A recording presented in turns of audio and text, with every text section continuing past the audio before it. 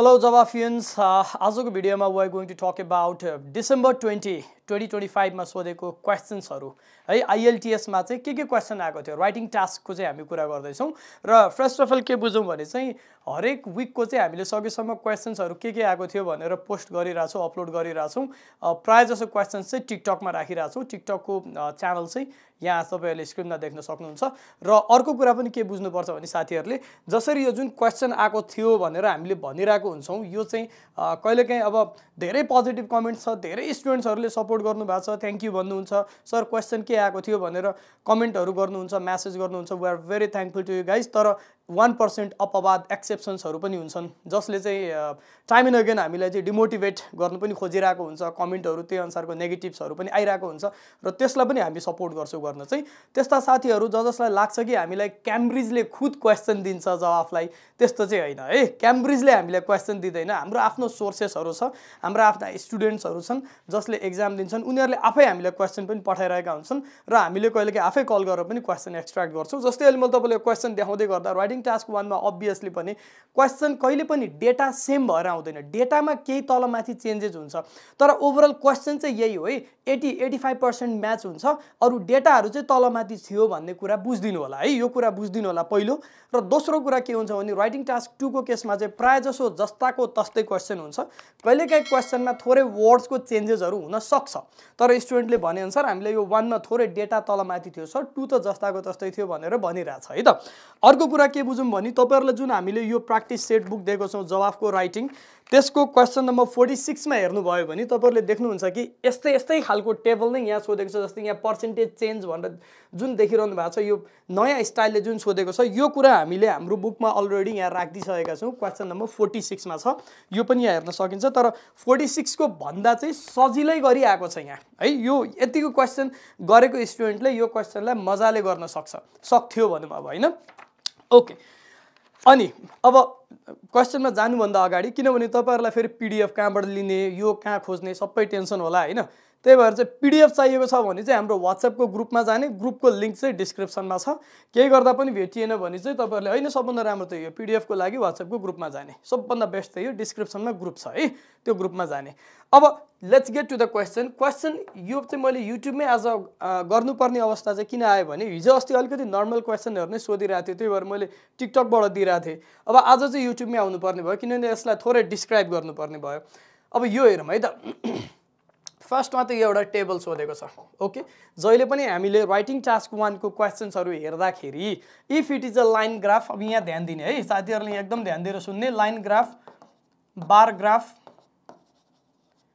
अनि टेबल र pie chart यो तीनटा छ भने चाहिँ है अब डायग्राम र म्यापमा चाहिँ यो कन्सेप्ट एप्लाई हुँदैन डायग्राम र म्यापमा हुँदैन यो चारवटा line graph bar graph table र पाई चार्ट छ भने चाहिँ फर्स्ट अफ अल सबभन्दा सुरुमा के गर्नुपर्छ भने यो जुन डेटा दिएको छ त्यो डायनामिक हो कि स्ट्याटिक हो भनेर फाइन्ड आउट गर्नुपर्छ डायनामिक अर स्ट्याटिक अब सर यो डायनामिक र स्ट्याटिक के हो सर भनिदिनुस् न भन्ने पनि कतिको प्रब्लम हुन सक्छ डायनामिक र स्ट्याटिक मैले तपाईले प्लेलिस्टमा जानुस् राइटिङ टास्कको प्लेलिस्टमा हेर्नुस् डायनामिक स्ट्याटिकको मैले एउटा 20 मिनेटको भिडियो राखिदिएको छु है एन्टायर डिटेलमा त्यहाँ नहोला तर जस केही न केही कन्सेप्ट तपाईले त्यहाँबाट पाउनुहुन्छ त्यति चाहिँ म तपाईहरुलाई एउटा अस्योरेन्स दिन्छु डायनामिक स्ट्याटिक अब 2001 बाट 2005 हुँदै 2009 गएको छ मल्टिपल डेट हुने बित्तिकै हाम्रो यो डायनामिकमा जान्छ डायनामिकमा जानु भन्नुको अर्थ के हो हामीले यसमा इन्क्रिज डिक्रिज भन्ने वर्ड युज गर्न पाउँछौं है कसैलाई केही प्रब्लम छ सर मैले यहाँ इन्क्रिज डिक्रिज लेखिदिए मेरो राइट भयो कि रङ भयो भन्ने क्वेशन यदि कसैलाई छ भने 100% राइट भयो तपाईले ट्रेन्ड नै हेर्नु भयो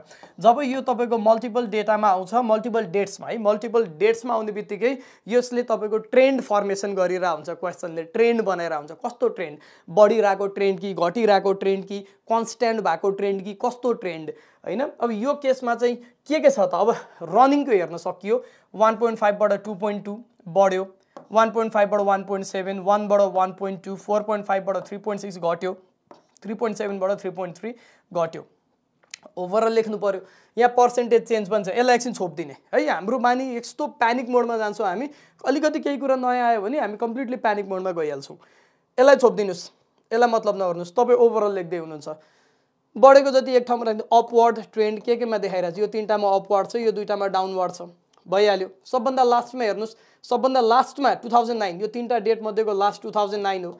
2009 को सबभन्दा बढी कुन छ? यो छ। भनेपछि cycling, most of the activity साइक्लिङमा देखियो। यो पनि अर्को भयो। अब चेन्जमा आउनुस्, सबभन्दा ठुलो सबभन्दा बढी चेन्ज कहाँ छ? 156% यहाँ छ। भनेपछि सबभन्दा बढी चेन्ज चाहिँ हामीले रनिङमा देख्यौँ, प्रपोर्सन। यो कुरा तपाईले ओभरअलमा लेख्ने, तर ओभरअलमा कहिले पनि यो डेटा दिन चाहिँ मिल्दैन, यो कुरा बुझ्ने। र हरेक भिडियोको एउटा पर्पस हुन्छ, एउटा उद्देश्य हुन्छ, एउटा गोल हुन्छ। आजको यो जुन भिडियो मैले यो अपलोड गर्दैछु, तपाईहरुलाई बनाइराछु, यसको गोल भनेको तपाईलाई आन्सर लेख्न सिकाउने होइन, तपाईले लेखेको आन्सर चाहिँ राइट भइराछ कि रङ भइराछ भन्ने कुरा बुझाउनको लागि हो है। लेख्न सिकाएका भिडियोहरु अरु पनि छन्, प्लेलिस्टमा गएर हेर्नुस्, धेरै भिडियोहरु छन्। तर यसको मेरो गोल भनेको तपाईले यो एन्टायर आन्सर लेख्दिने, मेरो यसको गोल पनि हैन, मिसन पनि हैन, उद्देश्य पनि हैन। कम से कम क्वेशन कस्तो थियो र त्यसलाई कसरी लेख्नु पर्थ्यो। अब तपाईले यो डाइनामिक डेटा भनेर ल लेट्स से कि यो माथिको तीनटा फर्स्ट बडीमा लेख्नुभयो, यो सेकेन्ड बडीमा लेख्नुभयो। साइक्लिङ सुरु गर्दै गर्दा जस्तै टेनिसको त लेखिसकेको छ, टेनिस भन्दा it was much higher in cycling in 2001 भनेर कम्पेरिजन गरेर सुरु गर्नुभयो भने अझ बेस्ट। यो हामीले हाम्रो क्लासमा पढेको कुरा हो, मैले बारम्बार भनिरहेको कुरा हो। डाइनामिक डेटामा पनि एक दुई ठाउँमा कम्पेरिजन राख, तिम्रो स्कोर बुस्ट हुन्छ भनेर म भनिरहेको छु। र पर्सेन्टेज चेन्ज, अब यहाँ सबभन्दा प्यानिक गर्ने अवस्था के भइदियो नि -20 र -10% भनेर आइदियो। Now I am telling it again to you guys, -20 नै भन्ने चाहिँ थिएन है एक्जाममा। जस्तै -30 थियो होला, -40 थियो होला, डेटा एक्ज्याक्टली यही चाहिँ थिएन, तर डेटा यस्तै केही थियो, तर माइनसमै थियो। स्टुडेन्टले कन्फर्म गरेको छ यो कुरा, मैले सोधेको छु, किनभने यो माइनसमा आयो, माइनसमा थियो कि थिएन भनेर सोधेको छु, माइनसमै आएको थियो भनेर स्टुडेन्टले भनेको छ। त्यही भएर यो माइनसमा आउँदै गर्दा अब यहाँ प्रब्लम के हुन्छ भने जस्तै 4.5 बाट ड्रप भयो, हेर्नुस् यो माइनस के हो, 4.5 बाट ड्रप भयो 3.6 भयो भनेपछि कति पर्सेन्टको चेन्ज भयो? 20% को चेन्ज भनेर निकाल्यो। 20% नै हो कि हैन चाहिँ तपाईहरुले क्याल्कुलेसन गर्नुस्, मलाई म्याथमेटिक्स मलाई जिम्मा नलाउनुस्। मानौ होइन भने यहाँ केही डेटा राख्दा केही प्रब्लम भयो होला भन्ने कुरा बुझ्नुस् है। यो चेन्ज भनेको कति चेन्ज भइराछ, जस्तै 1.4 बाट 2.2 बढ्यो नि त, चेन्ज पनि यहाँ हेर्नुस्, यहाँ पनि पोजिटिभ नै छ। यहाँ 3.7 बाट 3.3 घट्यो नि त, चेन्ज पनि नेगेटिभमै छ। अब तपाईले सिम्पली 4.5 थियो which dropped to 3.6 in 2009, which dropped 4.5 बाट 3.6 ग्रेजुअली भन्दै जानुस्, we dropped gradually to 3.6 in 2009 witnessing a change of -20% भनेर त्यसरी लेख्न पनि सकिन्छ हैन। कि त अलिकति सिम्पल लेख्छु सर भन्नुहुन्छ नि, there was a change of -20% in cycling भनेर त्यसरी लेख्न पनि सकिन्छ। अब माइनस आयो भन्दैमा आत्तिनु पर्दैन, प्लस छ भने त प्लस भइहाल्यो, 156% there was a change of यति लेख्नुहुन्छ, माइनस छ भने there was a change of -20% लेख्दिनुस्, कि त there was a negative change of 20% लेख्दिनुस्, त्यो पनि लेख्न सकियो। त्यस्तो आत्तिनु पर्ने कुरा छैन है।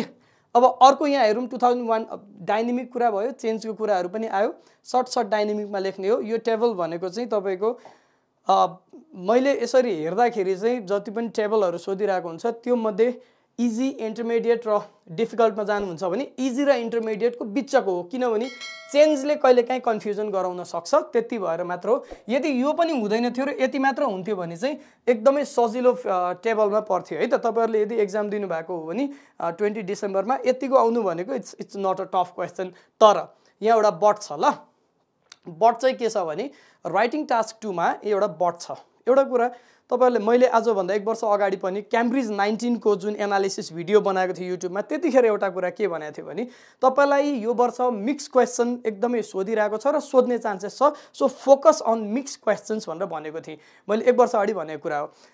त्यही कुरा हेर्नुस्, आज पनि आइएल्सले एप्लाई गरिरहेको छ। हरेक 3-4 वटा 2-3 वटा आइएल्सको एक्जाम हुँदै गर्दाखेरि एकचोटि मिक्स क्वेसन हालेर सोधिरहेछ। जस्तै भन्न खोजेको कुरा, पहिले के सोध्यो भने तपाईलाई आउटवे क्वेसनमा सिम्पली तपाईलाई do you think the advantages of preserving buildings outweigh the disadvantages भनेर मात्रै सोधिन्थ्यो। तर अहिले के गर्न थाल्यो भने आउटवे माथि अर्को एउटा क्वेसन थप्दिन थाल्यो, what types of old buildings should be preserved, what types of old buildings should be preserved. अब हेर्नुस् त, तपाईको क्वेसनमा आउटवे क्वेसन मात्र हैन नि यो, या आउटवे जस्तै तपाईले आन्सर लेख्नु भयो अरे, तपाईहरु मध्ये कसैले एक्जाम दिनु भएको छ, यो क्वेसन आएको छ तपाईले आन्सर लेख्नु भयो, माथि इन्ट्रो दिनु भयो, त्यसपछि फर्स्ट बडी, सेकेन्ड बडी हैन, अनि त्यसपछि थर्ड बडी, लास्टमा कन्क्लुजन। अब सबैको आफ्नो फर्मेट हुन्छ, त्यो म मान्छु। जस्तै फर्स्ट बडीमा एडभान्टेज लेख्नु भयो होला, सेकेन्ड बडीमा डिसएडभान्टेज, अनि एडभान्टेज बडी कि डिसएडभान्टेज भनेर लेख्नु भयो होला कसैले, त्यो एउटा फर्मेट। कसैले फर्स्ट बडीमा जुन थोरै छ त्यो लेख्नु भयो, त्यो सेकेन्डमा धेरै, फेरि थर्डमा पनि धेरै, अनि कन्क्लुजन गर्नु भयो होला, त्यो पनि ठीक छ। तपाईले जसरी गरे पनि यदि तपाईले यो question what types of old buildings should be preserved? यो क्वेसनको लागि एउटा छुट्टै बडी प्याराग्राफ छुट्याउनु भएको छैन भने चाहिँ टास्क रेस्पोन्स प्यारामिटरबाट तपाईको मार्क्स ड्रप हुन्छ है। I am very sorry to say this guys, किनभने सत्य कुरा जे कुरा हो त्यो कुरा गर्नुपर्छ साथी हो। What types of old buildings should be preserved? यदि तपाईको टास्कमा मल्टिपल टास्क छ भने you have to address both the tasks or all the tasks भनेर मैले बारम्बार भनिरहेको छु। So what types of buildings should be preserved भन्नेमा तपाईले एउटा डेडिकेटेड प्याराग्राफ चाहिन्छ। जस्तै इन्ट्रोडक्सन दिनुभयो तपाईले, अब फर्स्ट बडीमा तपाईको डेडिकेटेड प्याराग्राफ के चाहिन्छ त भने what types of old buildings should be preserved, कस्तो बिल्डिङलाई चाहिँ प्रिजर्भ गर्नुपर्छ। अब तपाईं भन्नुस् न हिस्टोरिकल बिल्डिङ्स भन्नुस् हैन, प्यालेसेसको कुरा गर्नुस्, कि त तपाईं रिलिजियस बिल्डिङ्स भन्नुस्, मोन्युमेन्ट्स, टेम्पल, मोनास्ट्रिजको कुरा गर्नुस्, अथवा तपाईको माइन्डमा के आउँछ हैन। अब मेरो माइन्डमा क्वेशन हेर्नेबित्तिकै हिस्टोरिकल आयो, त्यसपछि अर्को भनेको रिलिजियस आयो। अब एउटै हिस्टोरिकल मात्र लेख्दा भइहाल्छ, 2 4 वटा 5 वटा बिल्डिङ लेखिरहनु परेन, तर त्यसलाई सपोर्ट गरेर एक्जाम्पल चाहिँ दिनु पर्यो है। जस्तै तपाईले के भन्न सक्नुहुन्छ, हिस्टोरिकल जग्गा टुरिज्म बढ्छ किनभने मान्छे चाहिँ त्यो हिस्टोरिकल त्यो एन्सियन्ट कुरा हेर्न आउँछन् हैन। people visit to observe, to watch, to observe all those historical buildings, ancient buildings भन्नुस् तपाई। अब जस्तै आर्टिफ्याक्ट्स भन्ने वर्ड यहाँ युज हुन सक्छ। आर्टिफ्याक्ट्स भनेको पुराना कुराहरु प्रिजर्भ गरेर राखेका कुराहरु, आर्टिफ्याक्ट्सहरु हेर्न मान्छे आउन सक्छ। अनि तपाईले अब नेपालमै अथवा कुनै कन्ट्रीमा चाहिँ यसरी चाहिँ टुरिज्म बढाइरहेका छन् भनेर एउटा एक्जाम्पल दिनुस्। एक्जाम्पल्स क्यान बी फिक्सनल भनेको बनावटी, तर टु दी पोइन्ट भनेको मेन आइडियासँग मिट हुने एक्जाम्पल चाहिँ चाहियो है। हामीलाई डेटा त राख्नै पाइँदैन, डेटा राख्दै नराख्ने। First body what type of building, जस्तै हिस्टोरिकल भन्यो तपाईले यसलाई एड्रेस गर्नु पर्यो, हिस्टोरिकल बिल्डिङ्स। अब तपाई सेकेन्ड बडीमा अब थोरै कुन भन्नुभएको छ, धेरै कुन भन्नुभएको छ, यसमा चाहिँ आफ्नो फर्म्याट हुन्छ हैन। अब मैले क्लासमा गराउँदाखेरि चाहिँ थोरैलाई सेकेन्ड बडीमा लेख, लेसलाई जे धेरै भनेछौ त्यसलाई थर्ड बडीमा लेख, लास्टमा कन्क्लुजन देऊ भनेर भनिरा हुन्छु। यानी कि बुझ्नु के पर्यो भने यो तलको फर्म्याट जे पनि हुन सक्छ, कमसेकम थोरै र धेरै भनेको एडभान्टेज डिसएडभान्टेज त आइहाल्छ, तर एउटा डेडिकेटेड बडी प्याराग्राफ चाहिँ यो क्वेशनको लागि पनि हुनु पर्यो। What types of old building should be preserved, यसको लागि एउटा छुट्टै बडी प्याराग्राफ। र यो आउटवे भनिसकेपछि कुन धेरै कुन थोरै भन्ने कुरा तपाईले इन्ट्रोडक्सनमा पनि भन्नुपर्छ, तपाईले कन्क्लुजनमा पनि मेन्सन गर्नुपर्छ। यो कुरा पनि नबिर्सिने है। आउटवे भनेको धेरै र थोरै, धेरै एडभान्टेज छ कि थोरै एडभान्टेज छ, कि धेरै डिसएडभान्टेज छ कि थोरै छ, के चाहिँ धेरै छ के चाहिँ थोरै छ भन्ने कुरा तपाईहरुले यो कुरालाई चाहिँ मजाले मेन्सन गरिदिनु पर्छ। र यो मिक्स क्वेशनमा आयो, आउटवे मात्र आएन, यसमा एउटा तपाईको डिस्कसन टाइपको क्वेशन पनि थपिदियो, त्यही भएर यसलाई हामीले मिक्स एसे भन्छौं। र मिक्समै क्वेशन सोधिरहेछ। यो भन्दा अगाडि आउटवेमा why is this happening भनेर चाहिँ अनि do this outweigh the advantages disadvantage भनेर यसरी सोधिरहेको थियो। तर यसपाली चाहिँ why is this happening भन्दिएन, what type of building should be preserved भनेर अलिकति क्वेशनलाई घुमाइदियो। फरक त्यति मात्रै हो, तर सोध्न चाहिँ मिक्समै सोधेको छ है। अब रिडिङको पनि के छ भनेर हामी यसको क्वेशन रिट्रिभ गर्न खोज्दै छौं। यदि तपाईलाई यो क्वेशन र अरु पुराना क्वेशन्सहरु पीडीएफ चाहिन्छ भने चाहिँ तपाईहरुले त्यो ग्रुपमा आउनु होला। र यदि ग्रुपबाट पनि तपाईले क्वेशन, जस्तै तपाई ग्रुपमा आउँदाखेरि क्वेशन हामीले हाल्दिसकेको हुन सक्छ, तपाई अहिले भर्खर ग्रुपमा जानुभयो भने त्यो क्वेशन नभेटिन सक्छ। यदि त्यस्तो केस हो भने चाहिँ के गर्नुस् भने तपाईलाई सजिलो उपाय बताइदिन्छु। क्वेशन तपाईलाई पुरानो पनि क्वेशन चाहियो, नयाँ पनि चाहियो भने चाहिँ 9812311390 ल यो नम्बरमा तपाईले व्हाट्सएप गरेर चाहिँ ल मलाई पीडीएफ पठाइदिनु होला भनेर चाहिँ तपाईले भनिदिनु भयो भने हामीले यताबाट तपाईलाई पीडीएफ पठाइदिन्छौँ है। 9812311390 र तपाईहरु ग्रुपमा पनि सबैजनाले ग्रुपमा आउनु होला। पास्ट क्वेशन्स, प्र्याक्टिस क्वेशन्स हामीले बारम्बार पठाइदिरहेका हुन्छौँ। व्हाट्सएपको ग्रुप डिस्क्रिप्सनमा छ। Thank you for watching the video. Keep learning. Happy आइएल्ट्स।